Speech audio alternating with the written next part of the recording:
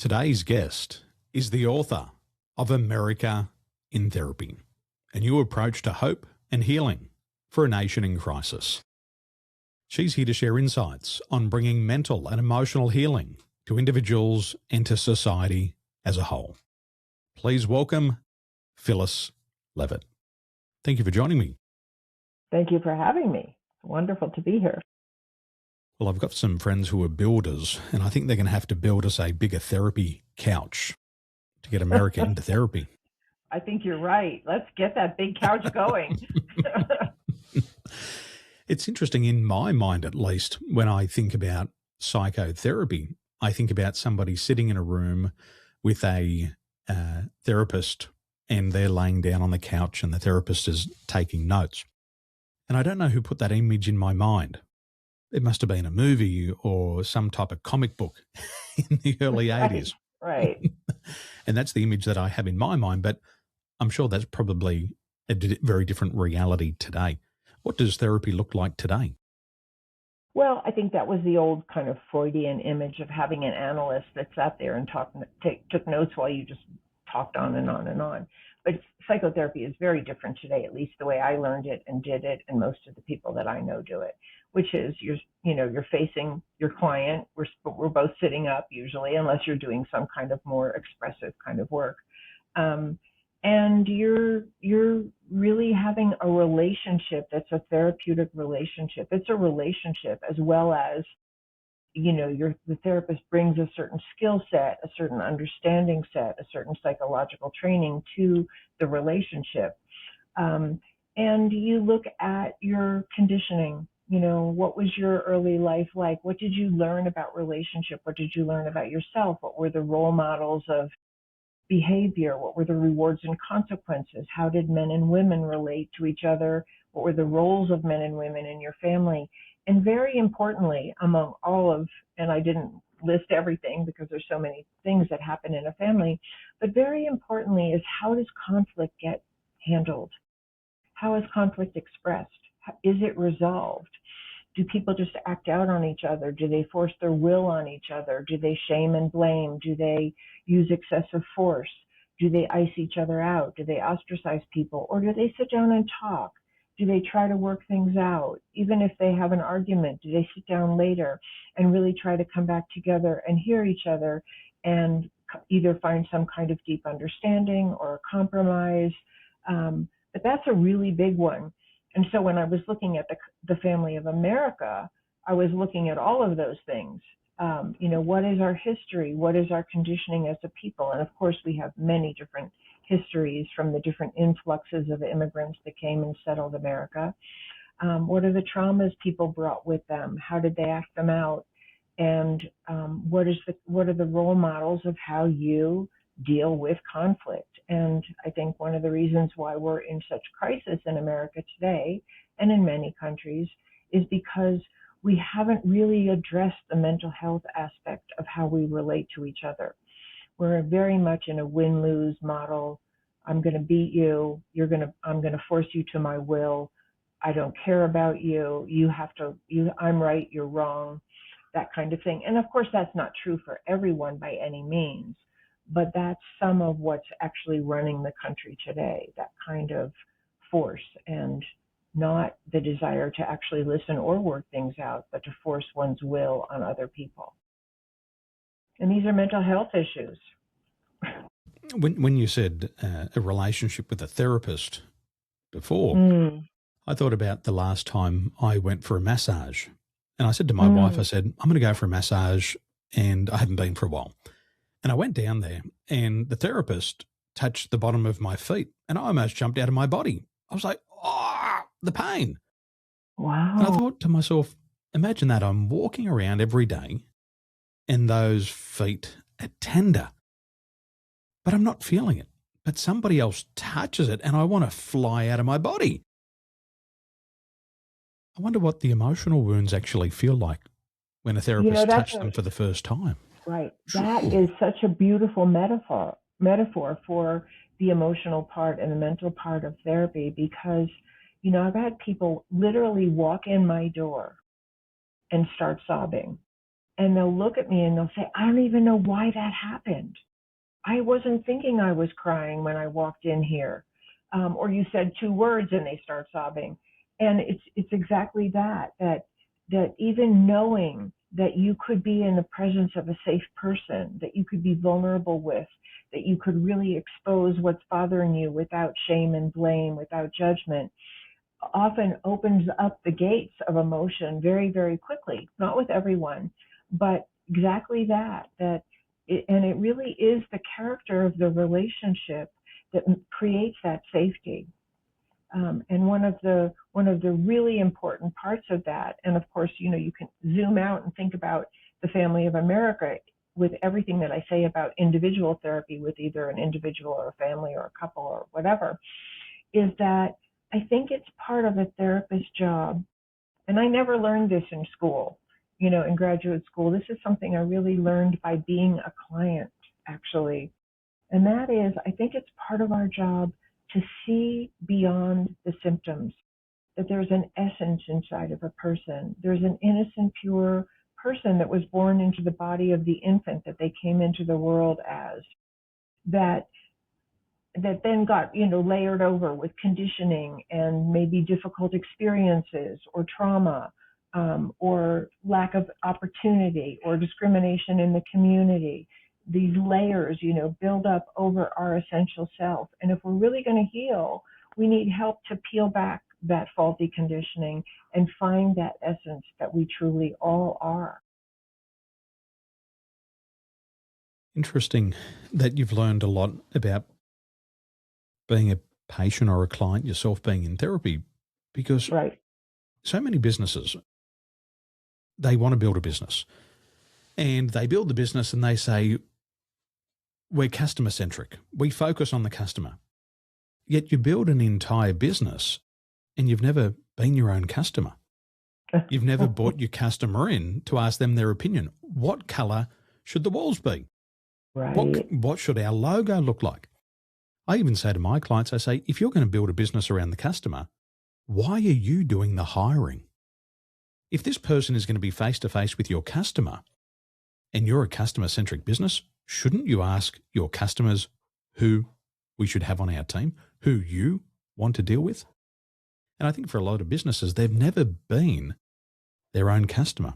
They've never been on the other end. And when I started my career in real estate, my uncle, who was my leader, he said to me, Danny boy, he said, you're green.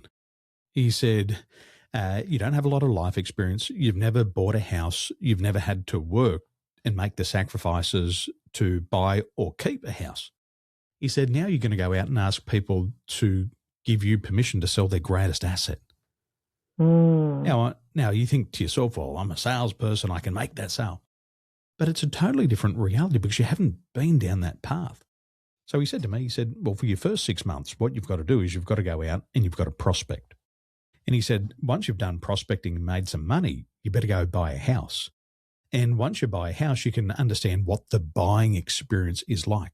And you'll quickly understand why buying and selling a property is one of the most stressful things that a person can go through. And I think for great you, advice you got.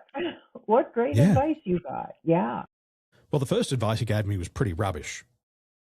Okay. But I'll forgive him. Okay. I worked for him and I was a paper boy, and very good uncle. And he said, do you want to make some money? I said, absolutely. He said, come and sell newspapers for me. And he gave me the 3-step sales process. There's the door. There's your papers. Go make sales. And it was a traumatic experience. But 10 years later, when I worked for him in real estate, he had grown. He had developed. And he said, now I'll teach you how to sell. So I think that's really important. When you were a client, when you went through therapy, what did you learn about the experience of therapy? And I had a number of therapists, and I'll say I learned a lot because some of them weren't very good. Some of them really did not know how to tune in to the essence of a person or really help a person safely dig deep into the heart of or the root of the trauma so that it could be unearthed and healed. And some were definitely better than others. I think my experience of being in therapy was, for one thing, I would say to any of your listening audience out there, is be selective. if you don't feel immediately or pretty soon some real alignment of your nature with the personality and the presence of the therapist, don't go there. If anything happens, just like a doctor, if a doctor doesn't feel good to you or the car mechanic seems, off or not knowledgeable, don't go. Be selective. This is a very powerful interpersonal and internal experience, because in good therapy, you really feel safe to open up, and you feel like you're in the hands of someone who has the skill to help you navigate through whatever your trauma or your stuck place is. So, I ended up with, after a number of therapists, I ended up with someone who I really felt could go there with me. And that was some of the most profound work that I did.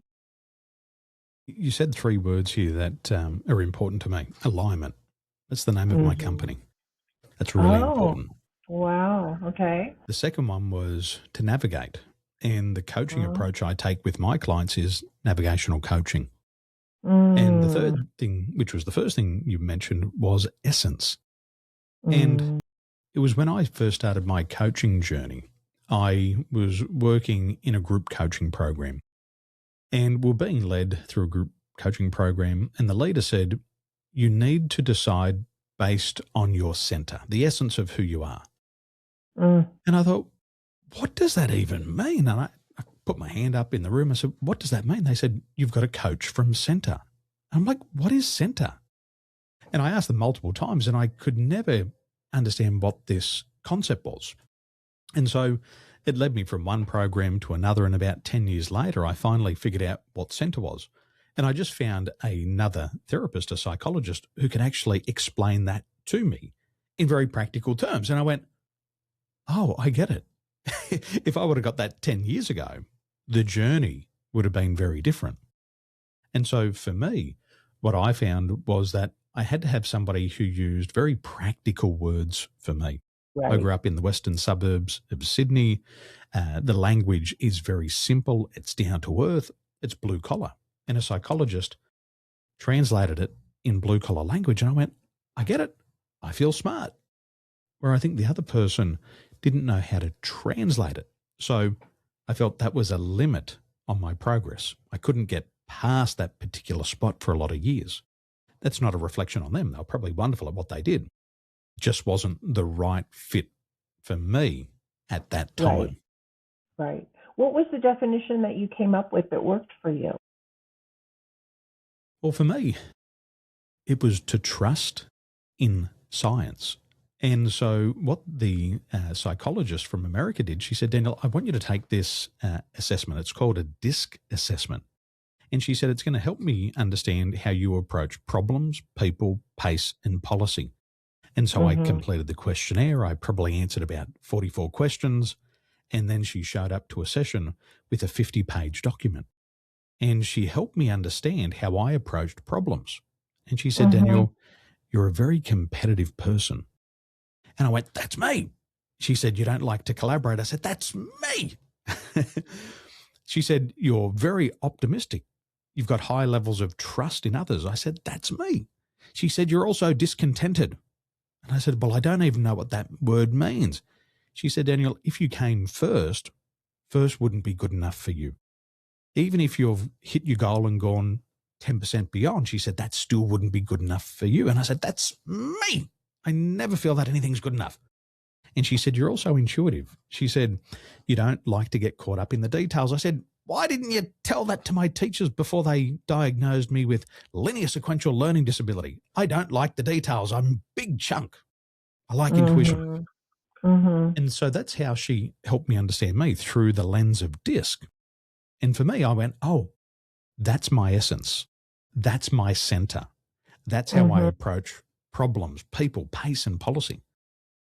And when I understood that, I could take off the mask, because what I'd learned was in sports, being competitive, having that will to win, like we were talking before, I win, you lose, that was absolutely essential in sports.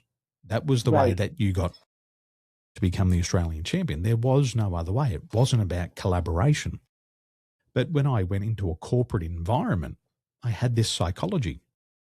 I have to win, you have to lose.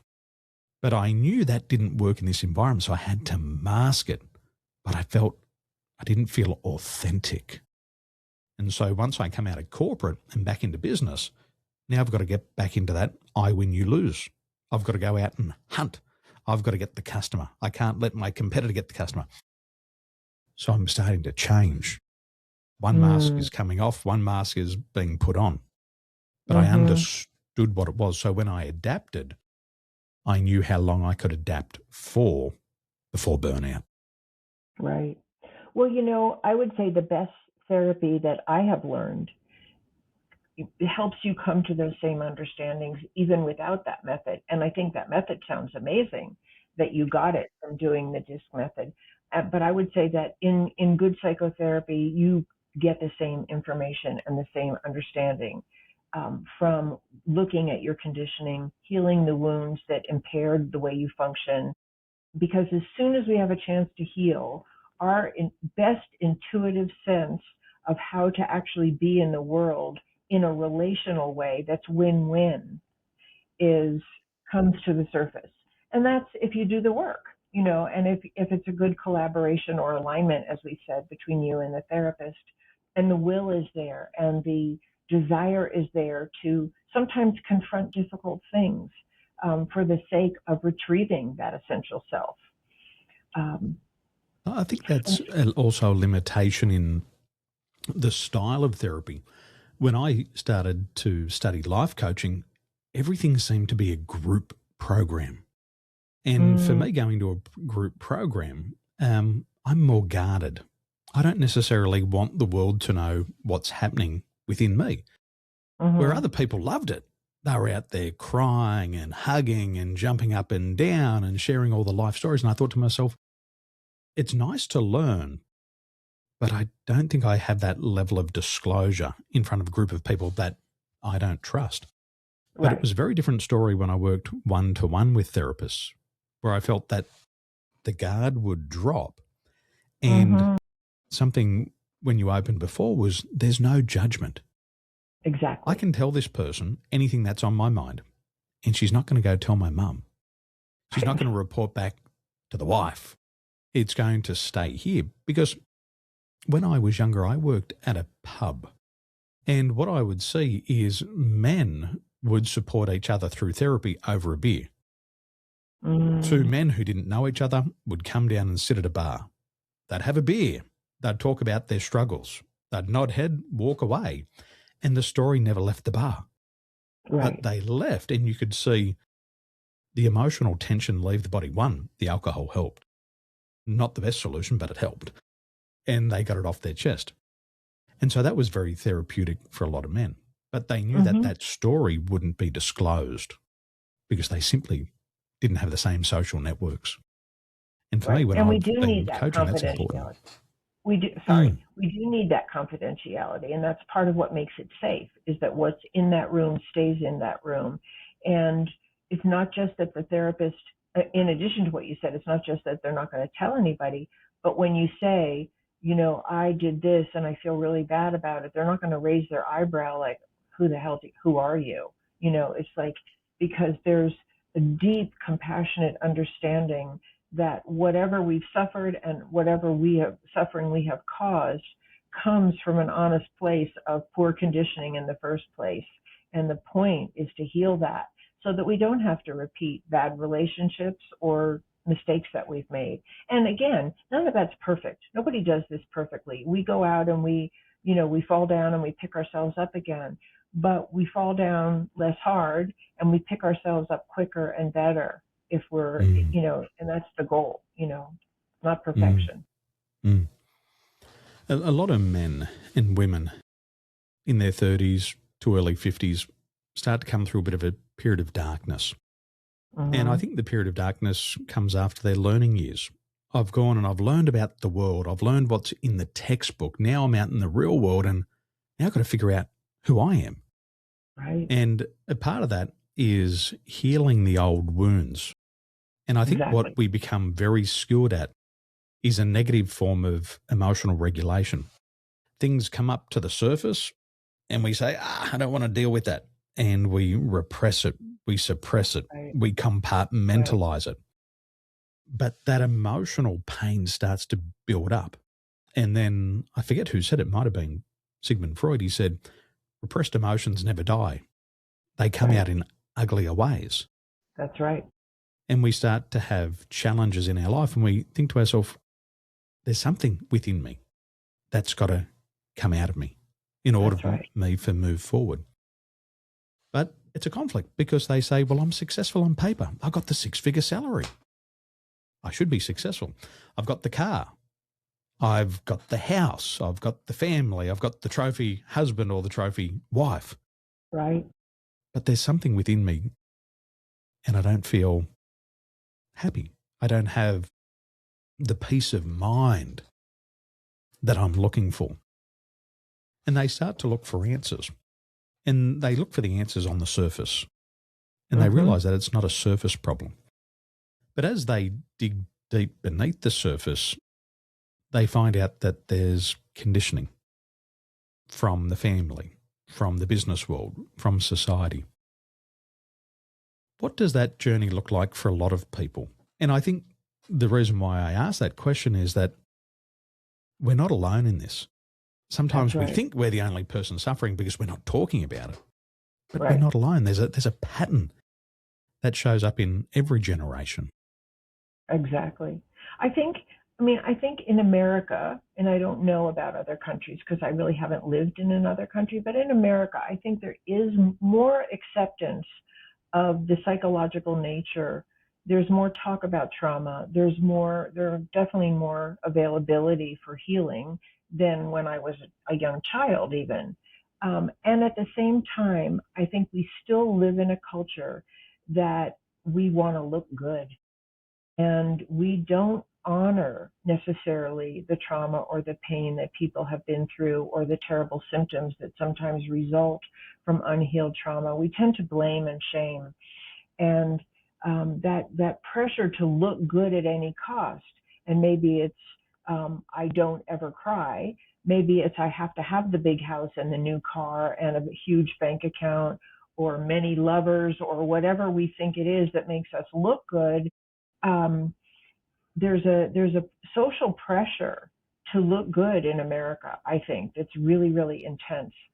And it takes a lot of courage to find that vulnerability and to celebrate it. Like, vulnerability is one of the keys to healing. If you can't feel those repressed feelings, it's really hard to heal anything. You can make a lot of compensations, but as you said, inside there may not be peace of mind. There may be a lot of anxiety. There may be old trauma trying to come to the surface as tears or pain or anxiety or a desire to drink or whatever that really does need to be dealt with. And so one of the goals of my book is, one of the many goals, is to make it like something to celebrate, to support each other to heal. And if you've ever been in this situation where one person kind of leads the way into vulnerability, you can kind of feel this big exhale because it gives that permission for everybody to then share on that level without worrying about if they look good or not. And in fact, looking good becomes being real, being authentic, not having a mask that you think is impressive. Mm. In the culture here in Taiwan, we don't like to express emotions. We like to save face. Mm-hmm. But we also like to shame, which is almost the flip side of the same coin. So my daughter, who's 13, she's Aussie blood from me and she's Taiwanese blood from her mum. And she will say, queens don't cry. Mm. And she's 13 and a half. She says that. She won't show any tears. And I remember this was in her probably before she was 5. We were about to leave Taiwan and we went to 7-Eleven. And I said to my daughter, I said, look, we'll go for a walk because the flight's not till midnight. Let's go for a walk. Let's have a little sleep. And we'll go to 7-Eleven and we'll get a drink. So my wife and my daughter, we went across the road and she was running around 7-Eleven. And I said, stop running. You might slip over, stop running and walk. And so she, as kids do, run around, they're excited, and she trips over and she lands on her elbow. She dislocates her elbow, literally 6 hours before we're due to fly out. So imagine how painful that is. Stiff upper lip, tears are held back, no tears at all for a 5-year-old. Wow.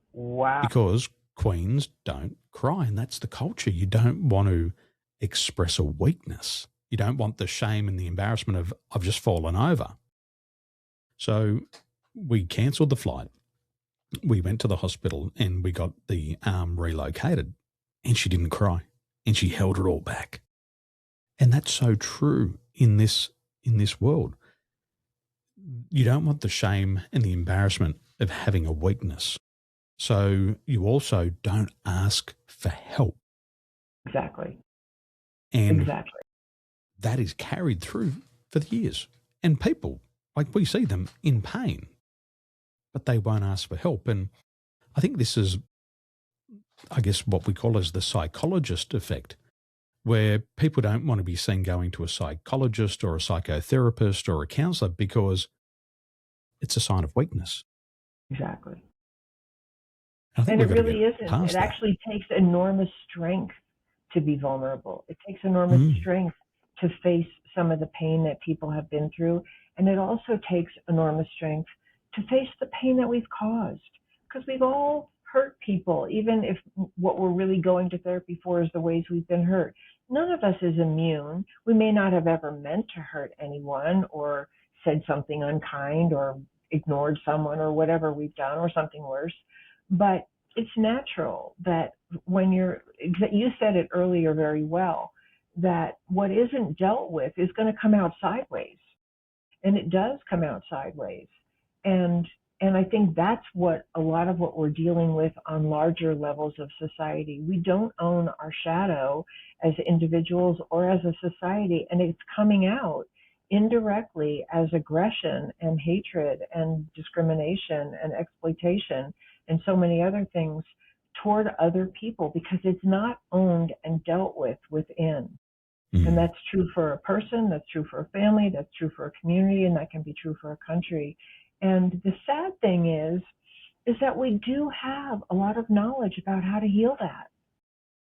If we wanted to use it, if we made it public knowledge, if we taught psychology to children in schools, if we taught group dynamics, if we taught what happens in a cult, which is, a mind control kind of thing. If we taught people these things, if we taught them nonviolent communication skills as children when they were fighting on the playground, we could have a different world. And I really believe we can have a different world. We have to get new types of education.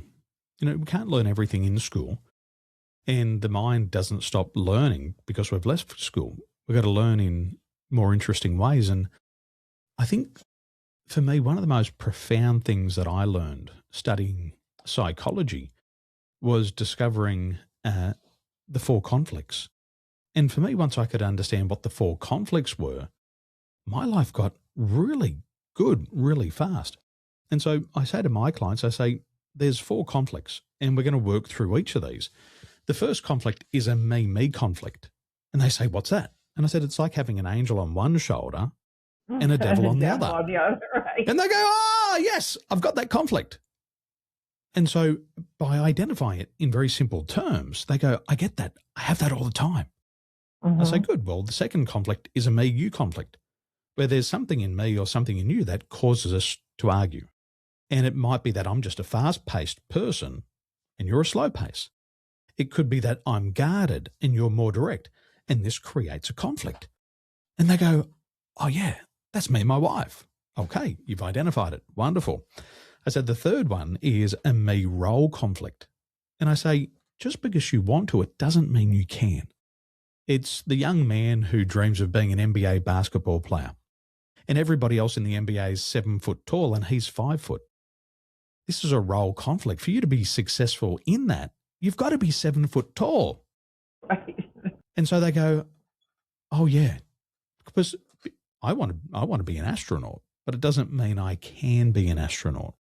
So we have these me role complex, and different roles require different personality traits and attributes and skill sets. Now, if we're prepared to learn all of that, we might be able to remove that role conflict. But it creates a lot of stress. And an example of that is with selling. I have a lot of Australians who want to become real estate agents.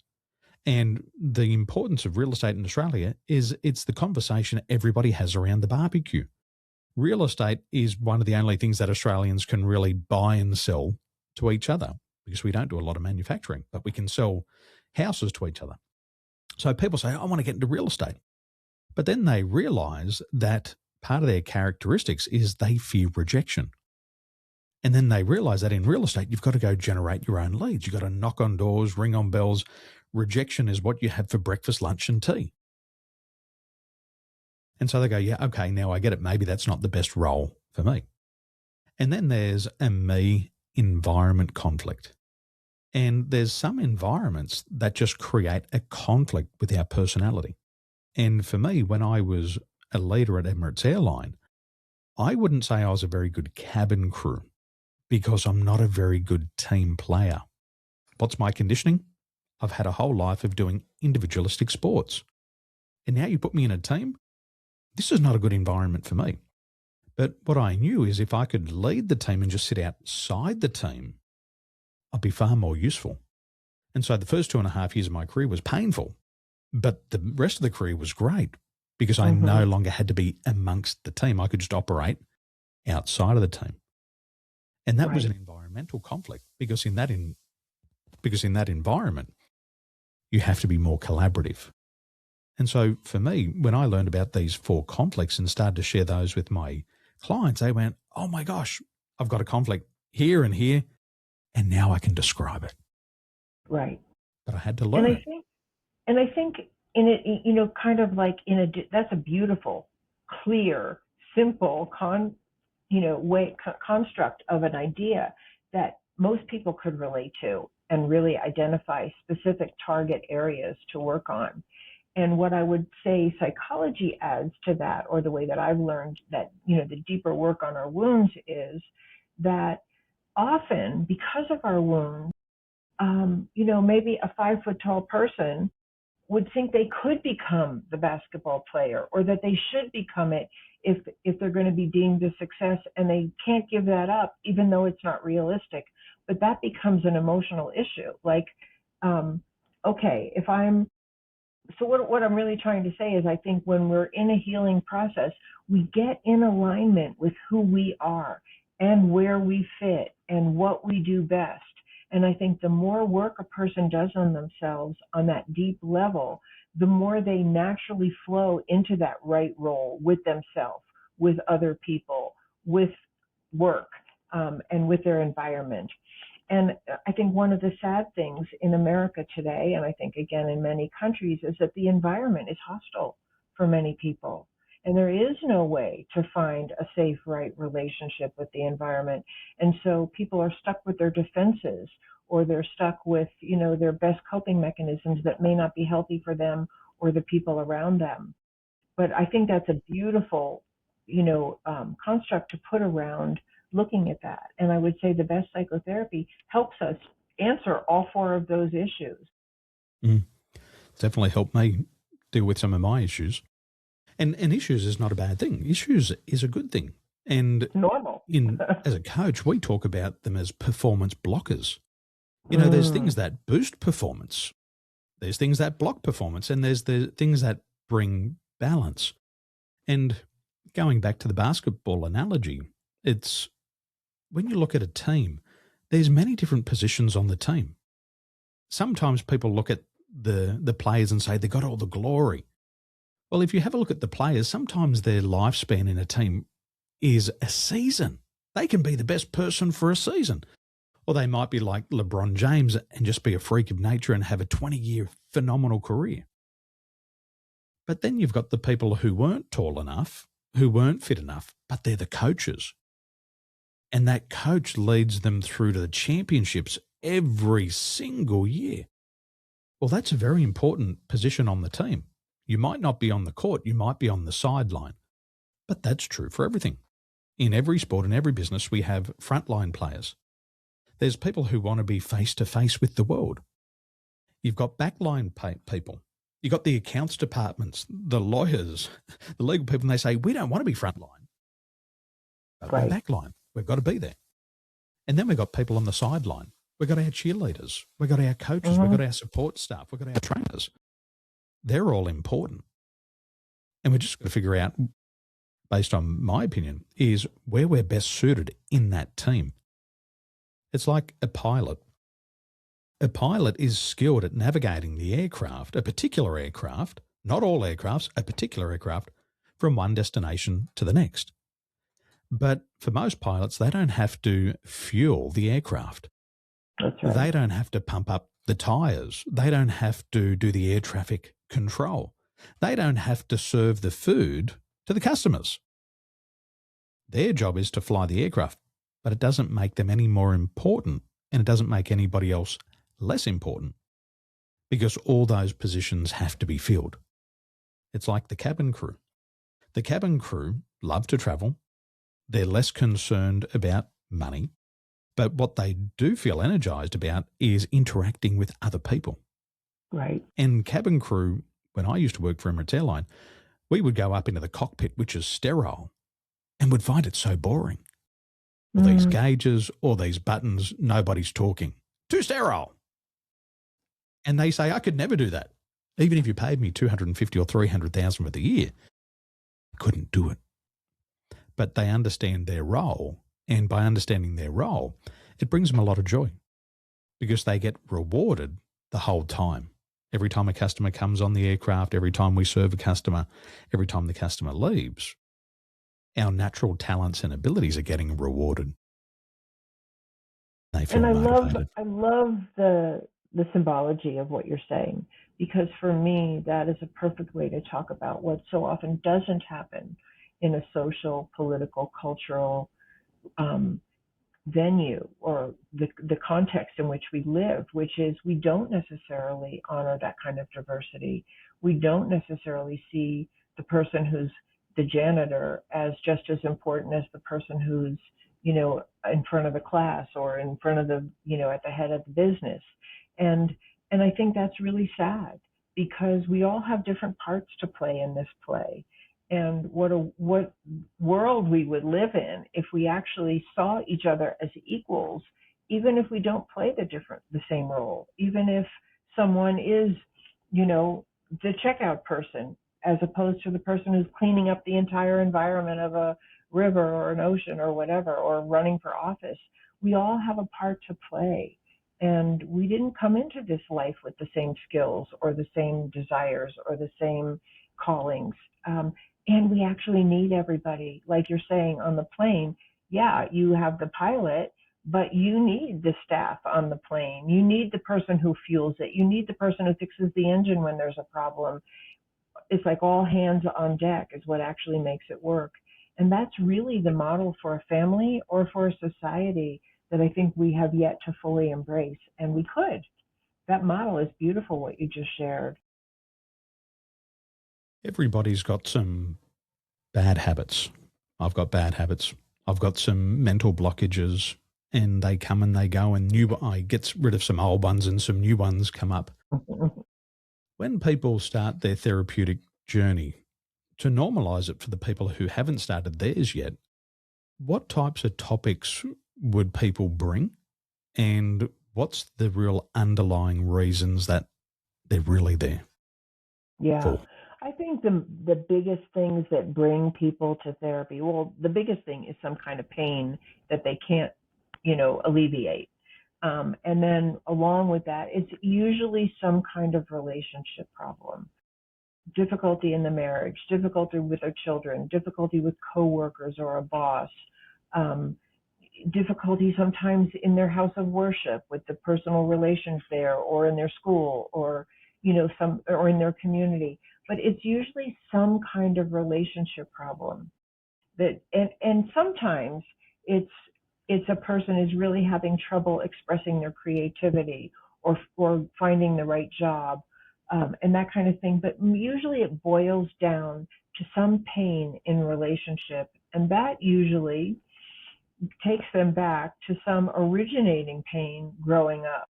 A parent that died, a parent that was abusive, parents who were fighting, siblings who were out of control and nobody stopped them, discrimination in the community, the effects of poverty, someone was an alcoholic, that kind of thing. So really what I have come to the conclusion of, and I've worked with hundreds of people and, done a lot of therapy myself, but I've worked with hundreds of people, families, couples, children, teenagers, individual adults. And everybody has a different story of what that trauma or that pain or that early dysfunctional conditioning looks like.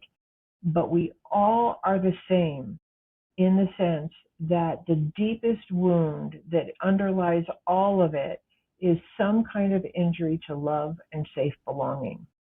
And I can say I have never met or worked with anyone who at the heart, it wasn't that. Some kind of injury, betrayal, loss to love and safe belonging. And therefore, the healing is how do we get back to a sense of love and safe belonging with the people around us, in our workplace, in our families. And so for me, when I look at America or any country, but I'll say America because it's where I live, we are really injuring that whole societal environment of love and safe belonging for everyone. Somehow we have this idea that only certain people are entitled to that. And that's really a very severe mental health issue. If you had a parent who said only this child is entitled to love and safe belonging, and that one we get to beat or starve or kick out of the house or call them names or something else, we would say that person was mentally ill. We would say there's something wrong with them. They need help. They need to treat their children equally. They need to provide for everyone. They need to find out what had them decide that their children weren't equal and weren't equally deserving of love and care. And I think we need to do that as a society desperately. For me, when I've gone for coaching or therapy, I've always had this feeling of unfulfilled potential. Mm-hmm. I feel that there's so much more that I could be, do, or have. And I've got to figure out what the blockage is. Because if I've got all the knowledge, if I've got all the skill, well, the only thing left is the attitude, my approach. Exactly. So I've got to figure out how do I get around, how do I navigate through this blockage so I don't have this feeling of unfulfilled potential. And for a lot of business people, it kind of sounds like, why can't I have a winning team? Why is it that the guy across the road has 50 staff selling the same product, the same service in the same environmental conditions, and I'm stuck at me and my 2 assistants? What's wrong with me? I should be able to do it. And they list out the inventory, all these things that they've got that they should be able to have. But there's a blockage. There's salespeople who say, why am I stuck at 250,000? Why is it that that guy over there, shorter than me, fatter than me, uglier than me, older than me, gets less chicks than me, can make 10 times more money in the exact same market? And they look at it logically and they say, we're selling the same stuff to the same people at the same price. The only difference is me and the other person. And it's not a comparison to say they're better or worse. It's like, how can they do it and I can't? Because I believe within myself, I've got the same training, the same product. There's got to be something blocking me. Right. And for me, I have gone to therapy and coaching, and I've found these, what I would call just these incremental gains. Nothing changes by 1,000% or 100% overnight, but I'll just get one little idea and I'll go, yes, if I can overcome that and navigate through that, I'll be able to get the next result. And for me, it's that feeling of unfulfilled potential. But once I get past that blockage and hit the goal, the level of confidence goes up. And then you do that a few times and you've got this track record of success. And then the next obstacle is bigger, but it seems to become easier. to overcome. The next obstacle might be a financial goal, $1 million goal, but it seems easier.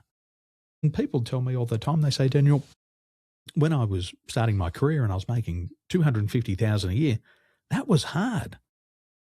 But you know what? $2.5 million today was easier than the $250,000 goal. What's the difference? They just, in my opinion, they just got better. The world had its same challenges, but they became better holistically. Physical health got better. They slept better. The emotional health got better.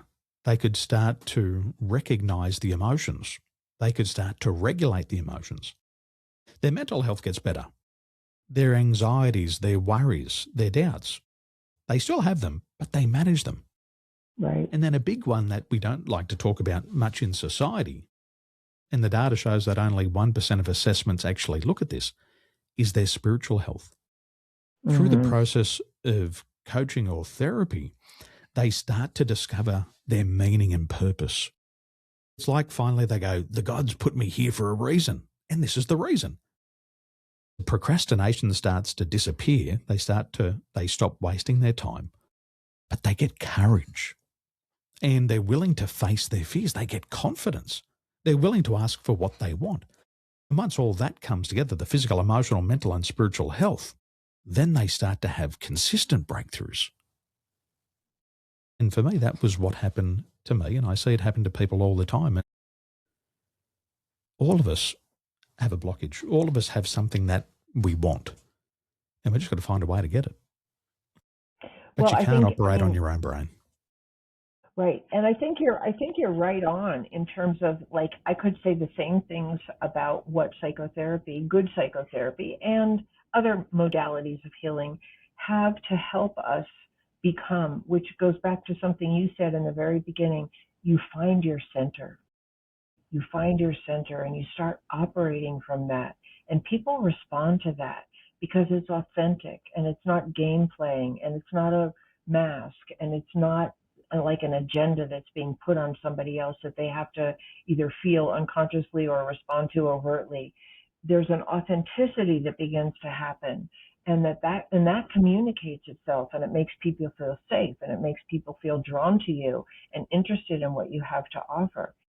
So I think, I love what you said, because I think that's actually what you're describing. Confidence grows out of that. Skill grows out of that. Relationality grows out of that.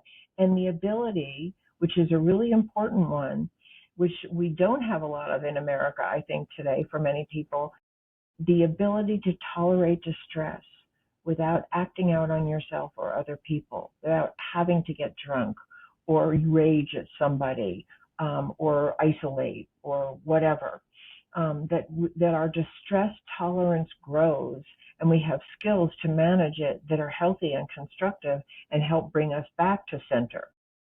Mm-hmm. One illusion of my generation is there's been a lot of motivational speaking. And I think we have to feel that everything has to feel like sunshine and lollipops and rainbows every day of our life. Right. And if it's not a perfect 10 out of 10, there's got to be something wrong. And I think this has been shoved down my generation's throat, that you've always got to be feeling hope and optimism, and you're not allowed to have a negative thought creep in your mind. And when you do, you feel like, oh, there's got to be something wrong with me. Right. But what I've discovered is working with people from different regions of the world, in the first 30 or 40 years of their life, all they knew was crisis. Crisis, crisis, crisis. And then they leave their home country, they start a new life in Australia, and these people become the best people at managing a crisis. They're like, I've felt like shit for 40 years. You're feeling like shit for 40 minutes. You've got to learn how to navigate through that, because you're not always going to get exactly what you want. You're not going to get life on your terms every single day. There's many different forces. It's like when we go down to the temple and do our prayers, I say to my wife, just remember, there's another 1,000 people here asking for more customers. There's another 1,000 people here asking for more money. The gods are busy. But we've got to be able to learn to, yes, in my opinion, have a goal, but also become outcome independent and not tying our self-esteem and self-worth to the goal. Okay, this is my goal. This is my direction. And if I don't get it, it shouldn't change the way that I think or feel about myself. And if I do get it, fantastic. And if I don't, it doesn't matter.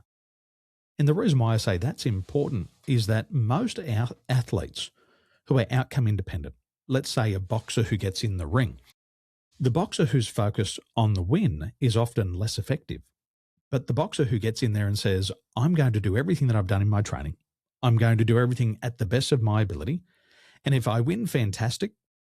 But if I lose and get knocked out, it doesn't change the way that I feel about myself. I still feel worthy of love. I do feel worthy of acceptance. I do feel worthy of getting up, dusting myself off and going again. And I think if we can do that, we can navigate through these crises right, without putting a label on ourselves. Absolutely. And I think that's part of distress tolerance. That is distress tolerance. We're all going to have distress. There are going to be people who don't see eye to eye with us, or somebody who doesn't see me the way I want to be seen, or I don't get what I want, exactly what you said. And can I still love myself, keep going? And I think one of the things that I've learned, and I see other people learning the same thing, is that it's how you make the journey. It's really, am I living in my integrity? Am I being true to myself? Am I managing my pain or my distress well enough? If I fall down, can I pick myself back up without shame and blame and, beating myself up or blaming someone else?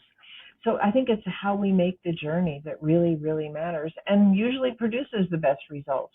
But sometimes we don't get the results we want. And can we live with that and still love ourselves? One thing that I've attempted to do as a father is change the way that my children think about themselves. Because we do live, unfortunately, in a meritocracy, and you get rewarded when you're winning and you get punished when you're losing.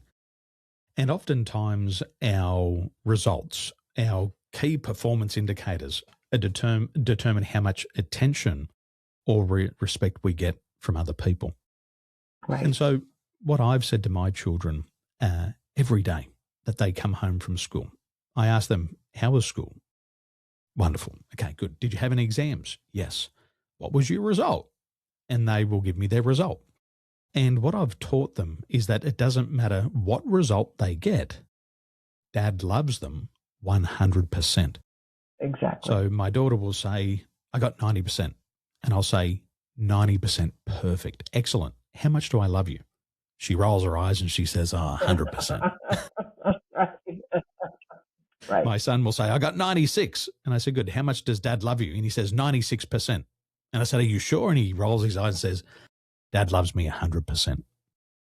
And the reason why I'm doing that is because I want them to have an unconditional flow of love. Right. I don't want them to feel that their love from their father is conditional upon any result, coming first, second, or third, getting 100 or only getting 90% perfect. They're going to get 100% love. And I believe that if all of us had that unconditional love and it was never broken, in 20 or 30 or 40 years' time, we will be very different people. We will function with high levels of self-love. We will like ourselves. We will respect ourselves. We won't poison our bodies. We will tolerate our shortcomings. And we'll have a lot more. And we will tolerate other people's shortcomings, right? Yeah. We'll learn to love others. Right. Exactly. I mean, what you're saying is my hope for the world. Really, the answer, it's so interesting. The answer really is love. And we don't even talk about that politically.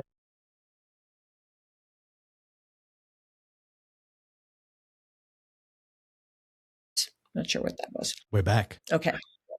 Yeah. So absolutely, that's what it all boils down to. And of course, there's lots of things that need to be healed for us to be able to do that in a wise way with one another. One final question. Since you've written the book and you've reflected on your own book, what did you most enjoy about reading your own book? What did you take away from it? From writing it or reading it? From reading it. From reading it. I felt like one of the things that I really felt from reading it was, wow, I really did be able to put on paper what I really wanted to share. Like, that felt so important to me because, we get this life experience that we have, and sometimes people die with that, and it never gets shared. And we have so much to offer each other. And this is just my little corner of the world where I have something that I think I've learned that I think can be of value, and to see it in print and know that it's going to outlive me, even if one person finds that book after I'm gone, there's a feeling of fulfillment that comes with that I actually, it's like any art form, really. I created that painting. It exists outside of me. Or having a child, that person exists outside of me. Because I think that's part of our life force. That's part of our reason for being here. And you mentioned meaning and purpose, is that I think we all have something that we want to manifest with our life force. And so it's been really gratifying for me to write because that's kind of my calling. Well, it kind of ticks 3 specific boxes in my mind as you say this, and I think these are important for many people today. There's 3 L's, live, lead, and legacy. I think we all want to live life on our terms. Right. And when we get into therapy, we start to realize that we can live life on our terms. Mm-hmm. Secondly, all of us want to become a leader. We want to lead our people to victory. And our people could be our pets for some people. Right. It could be our children. It could be our team. It could be our grandchildren. It could be people in our community. And all of us want to lead. And then finally, it's to leave a legacy. Mm-hmm.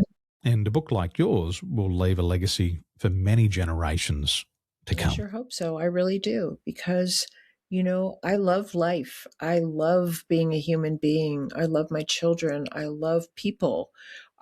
I don't like what all people do, but I love people. And I love this opportunity that we have to evolve our consciousness and grow. And I think that's limitless.